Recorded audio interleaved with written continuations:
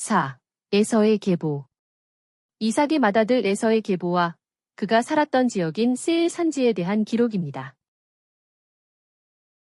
세일 산지에는 호리 자손들이 살면서 세습제가 아닌 족장들에 의해 선출된 왕들이 통치하고 있었습니다. 에서는 일찍부터 이삭을 떠나 세일에서 살았습니다. 야곱이 하란에서 가나안 땅으로 돌아온 후 에서와 야곱은 잠시 기럇 아르바의 마므레에서 같이 살다가 아버지 이삭을 장사 지내고 나서 에서는 그곳을 떠나 세일 산지에서 살게 되었습니다. 그리하여 하나님이 약속하신 가나안 땅은 야곱의 후손들에게 주어졌습니다. 에서는 에돔이라고도 불렸으며 세일 산지에 살면서 에돔 사람들의 조상이 되었습니다. 이후 예언서를 보면 에돔 사람들이 이스라엘 사람들을 몹시 미워하며 괴롭히는 것을 볼 수 있습니다. 에서는 이전에 가나안 여자 아다와 오홀리 바마를 아내로 맞아들였고 후에 또 이스마엘의 딸 바스맛도 아내로 맞아들였습니다. 에서의 아들 중 엘리바스는 첩을 취하여 아말렉을 낳았습니다.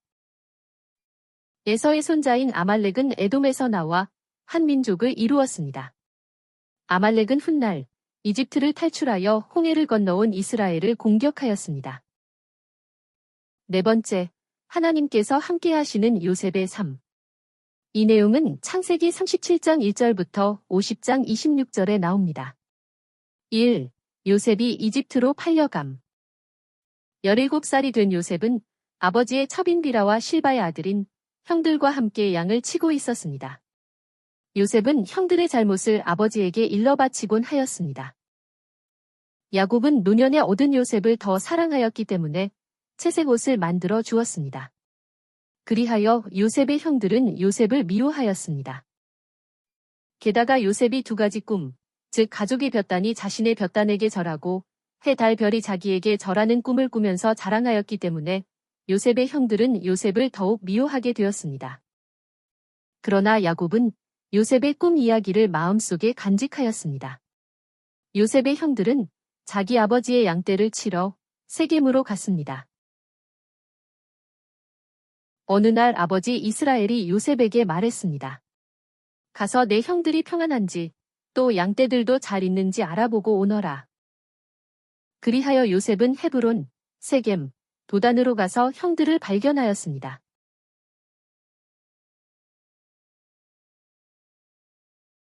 요셉의 형들은 요셉이 오는 것을 보고 그가 다가오기 전에 그를 죽일 음모를 꾸몄습니다.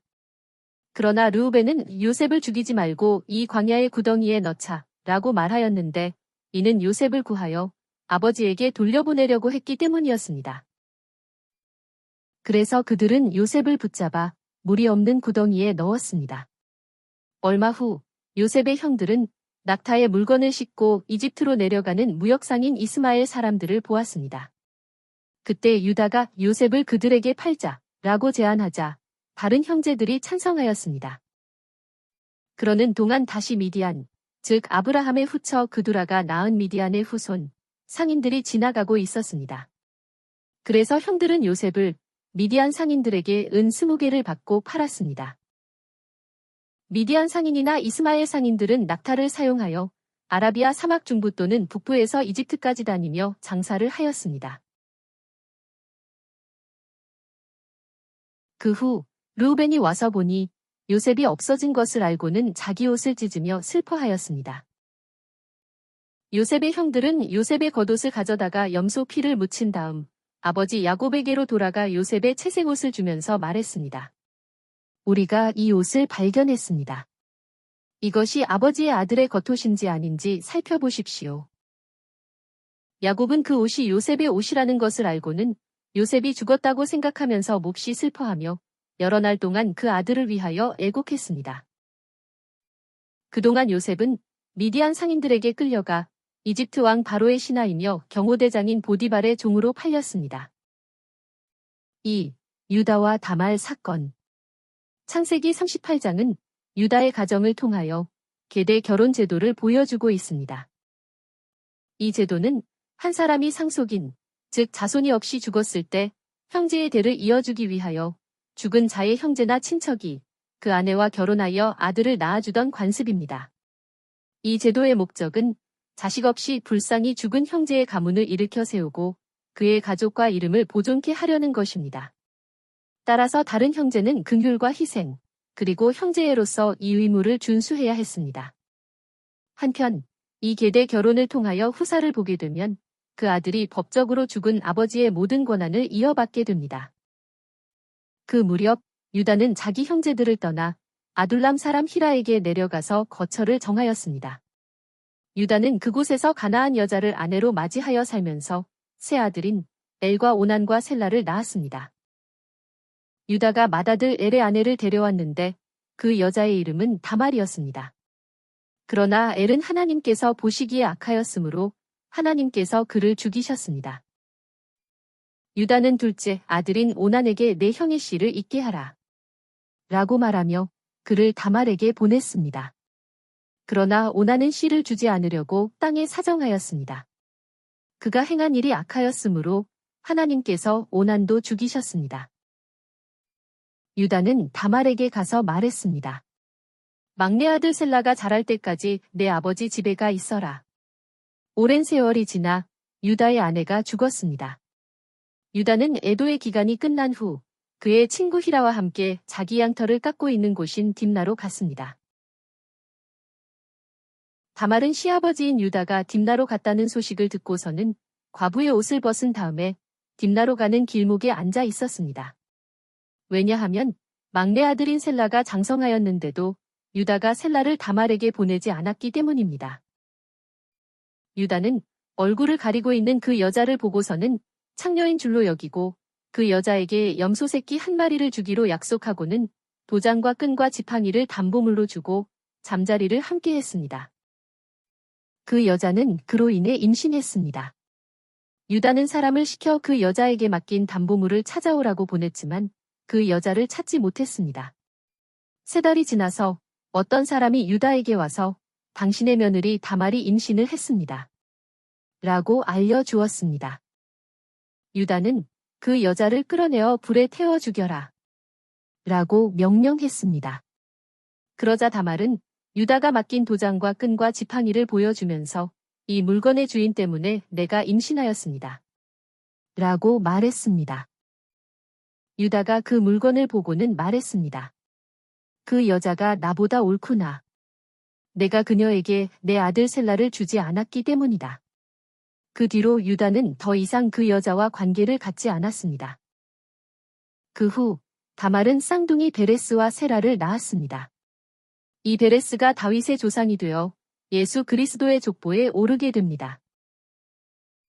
3. 요셉이 이집트의 총리가 됨. 하나님께서는 보디발의 집으로 팔려온 요셉과 함께 하셨습니다. 보디발은 하나님께서 요셉이 하는 모든 일을 형통케 해주신다는 것을 알았습니다. 그리하여 보디발은 자기의 모든 소유를 요셉에게 맡기고 자기가 먹는 음식 이외에는 아무 일에도 간섭하지 않았습니다. 요셉은 용모가 아름답고 얼굴이 잘생긴 사람이었습니다. 얼마 후 보디발의 아내가 요셉에게 눈짓하며 말했습니다. 나와 동침하자. 보십시오. 나의 주인이 집안의 어떤 일에도 간섭하지 않고 그의 모든 소유를 내 손에 맡겼습니다. 주인의 아내인 당신 말고는 아무것도 내게 금하지 않았습니다. 그런데 내가 어떻게 이 큰 악을 행하여 하나님께 죄를 지을 수 있겠습니까? 그 후부터 요셉은 그 여자와 함께 있지도 않았습니다. 어느 날 요셉이 보디발의 아내의 유혹을 뿌리치자 오히려 그녀로부터 억울하게 누명을 받고 감옥에 갇히게 되었습니다. 하지만 하나님께서 요셉과 함께 하시고 그에게 인애를 베푸셔서 감옥 간수장의 마음에 들게 하셨습니다. 간수장은 감옥 안에 있는 죄수들을 모두 요셉의 손에 맡겼으며 요셉에게 맡긴 것은 무엇이든지 참견하지 않았습니다.